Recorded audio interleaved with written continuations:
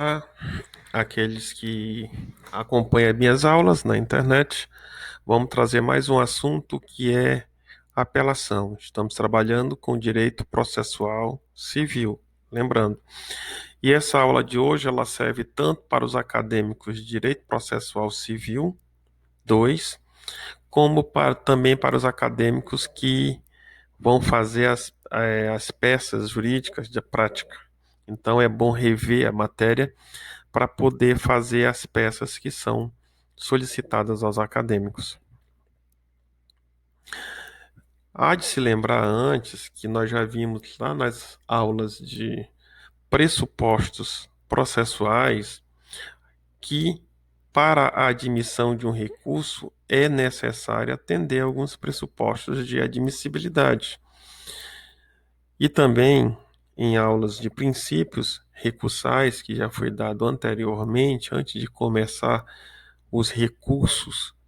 E essas aulas servem de preparação para estudar os recursos propriamente dito, que existem alguns recursos que são admitidos, por isso nós vamos falar hoje de admissibilidade, e dentro da admissibilidade nós vamos falar do cabimento. Então, existem recursos cabíveis no ordenamento jurídico.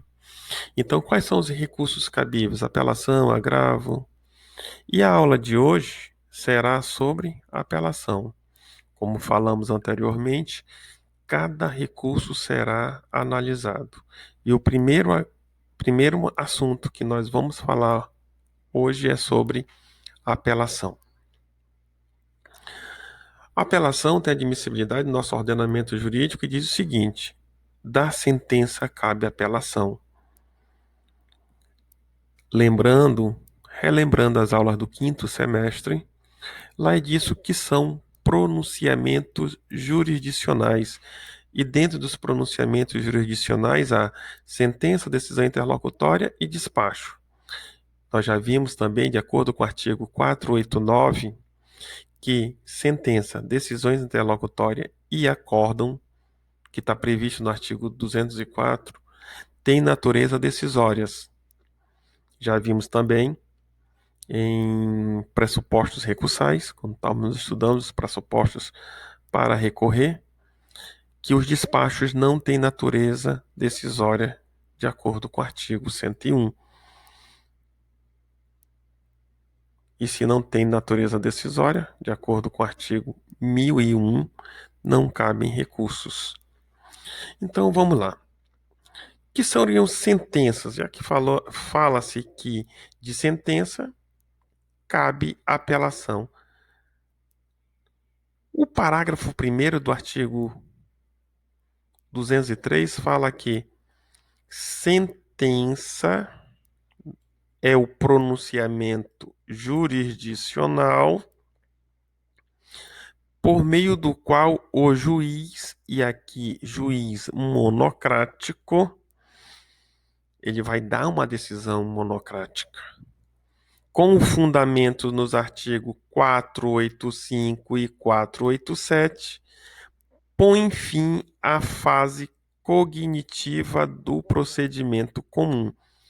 Não entendam fase de conhecimento, entendam fase inicial do conhecimento, porque nós sabemos que o procedimento comum tem a fase de conhecimento, que encerra com o trânsito em julgado e nem sempre encerra-se com uma sentença, pode ser um acórdão do STF, que essa é a regra, e a fase de cumprimento de sentença ou a fase de execução dentro desse processo sincrético começa com o trânsito em julgado. Então, quando o legislador dispõe fim à fase cognitiva do procedimento comum, entendam a fase inicial, a fase de primeiro grau. Se tiver no primeiro grau de jurisdição, ele vai extinguir com uma sentença. Enquanto não der sentença nessa primeiro grau de jurisdição, o juiz pode modificar as suas decisões interlocutórias, as decisões que vêm dando um processo. Então, se o juiz dá uma liminar, essa liminar não interrompe o seu julgamento. Então, a liminar é considerada uma tutela provisória. Então, ela é dada por decisões interlocutórias, porque se fosse sentença, tem que interromper. Então, não se dá liminar em sentença, se dá liminar em decisões interlocutórias. Mas o artigo 3º, 203, parágrafo 1º, avisa ainda que sentença é aquilo que o juiz dá, que extingue o processo, bem como extingue a execução, com base no artigo 485 e 487.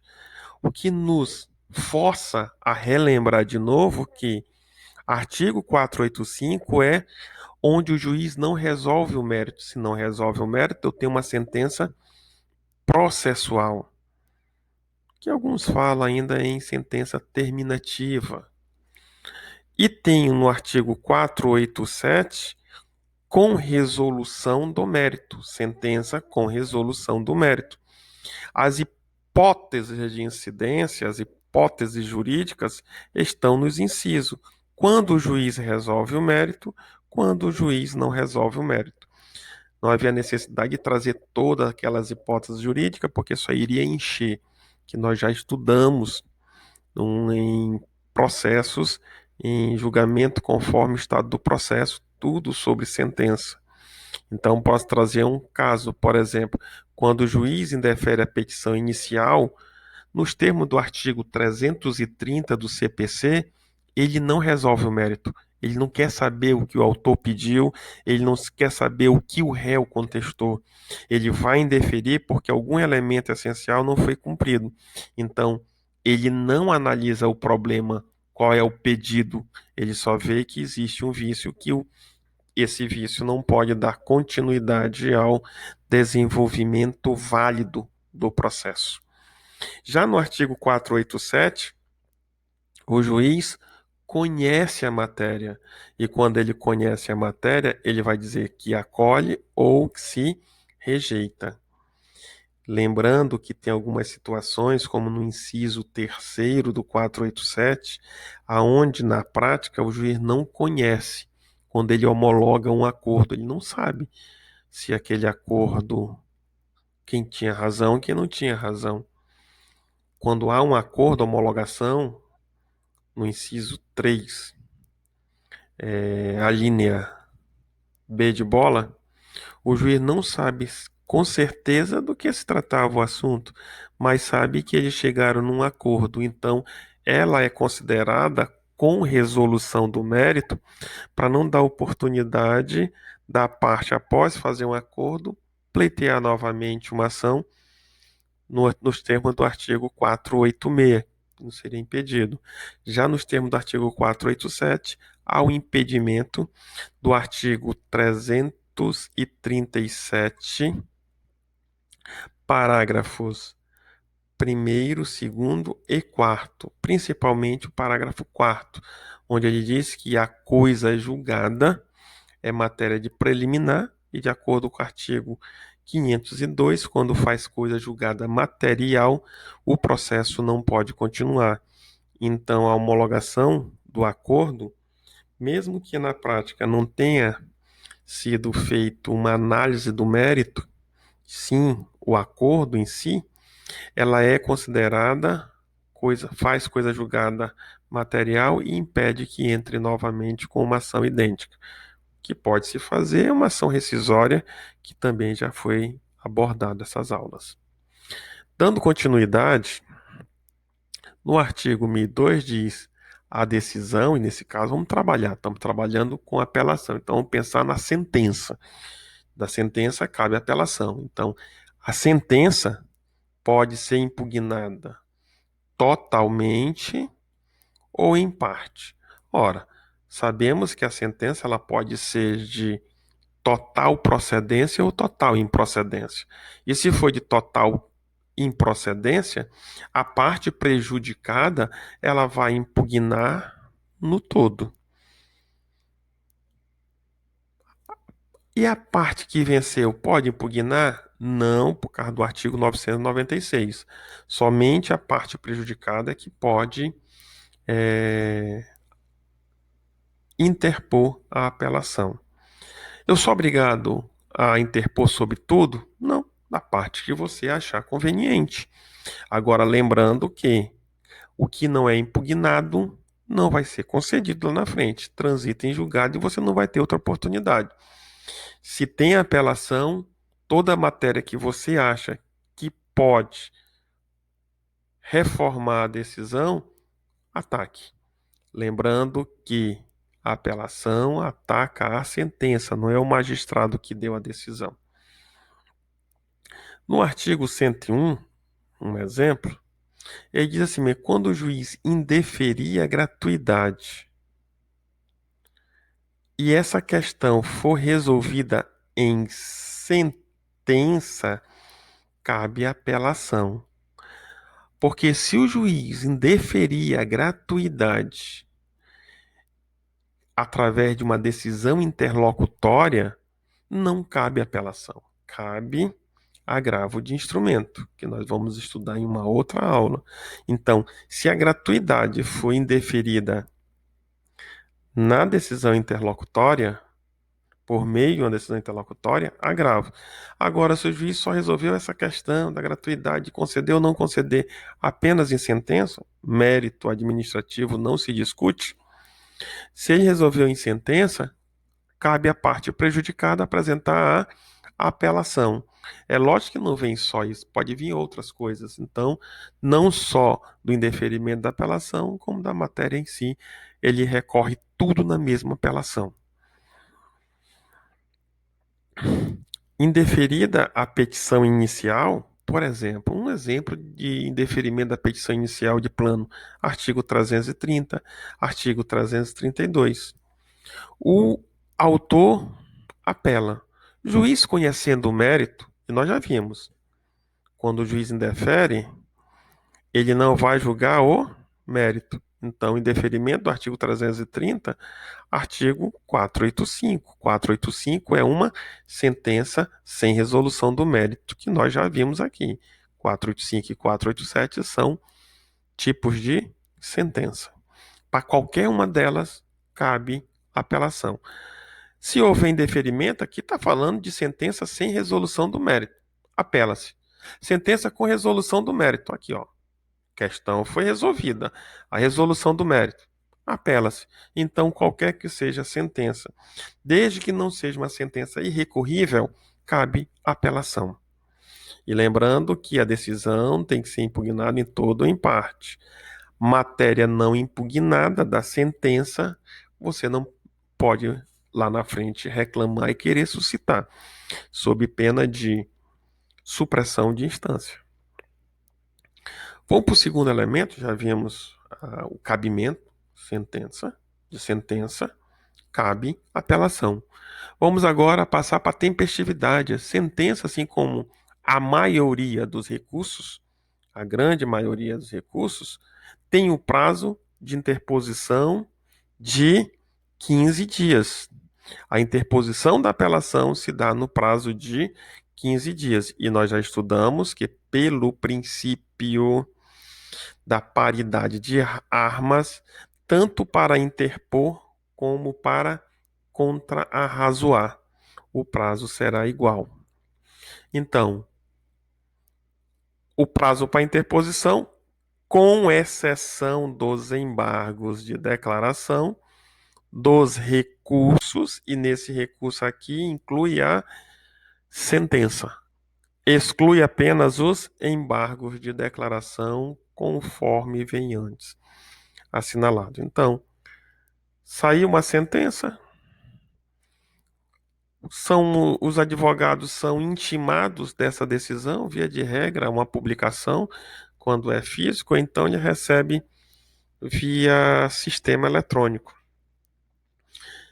Eles são intimados para interpor recurso. A partir do prazo que ele é intimado, começa a contagem desse prazo. Lembrando que, de acordo com o artigo 219, os prazos são contados em dias úteis e, de acordo com o artigo 224, exclui o dia do início, inclui o dia do vencimento. Dentro do processo eletrônico, como é que é feita essas intimações, que é uma exceção? Ela é contada dentro do processo. Então, é enviado, é encaminhado a intimação.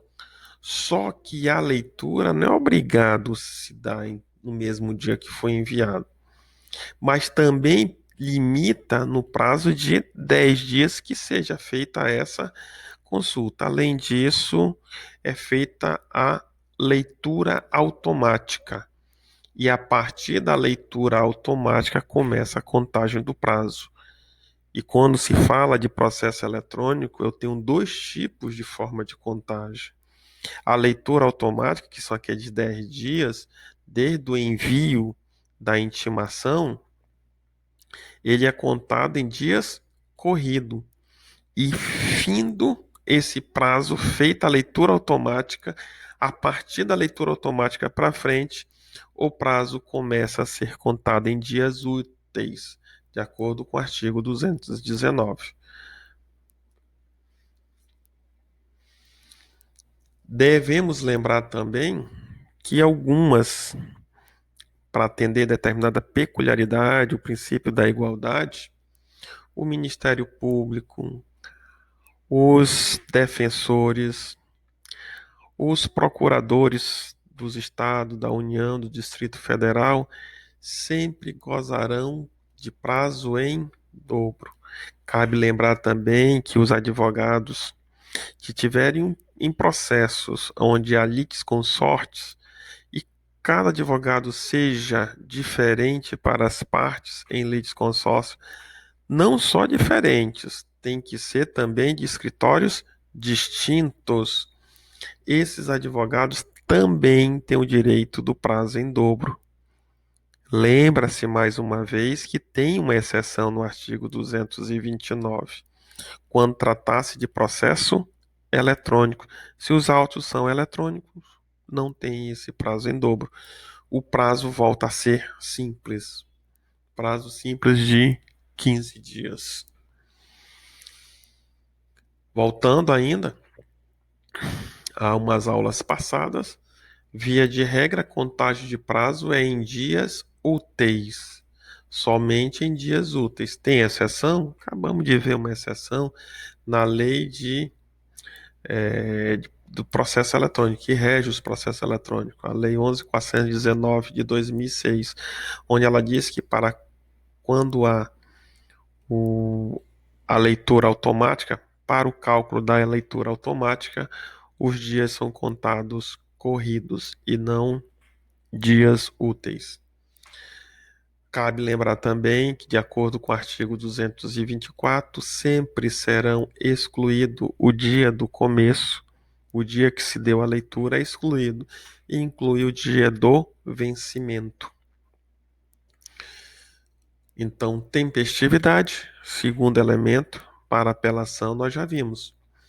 Terceiro elemento, quem são legitimados para interpor o recurso de apelação? A regra do artigo 996, que ela fala dos recursos.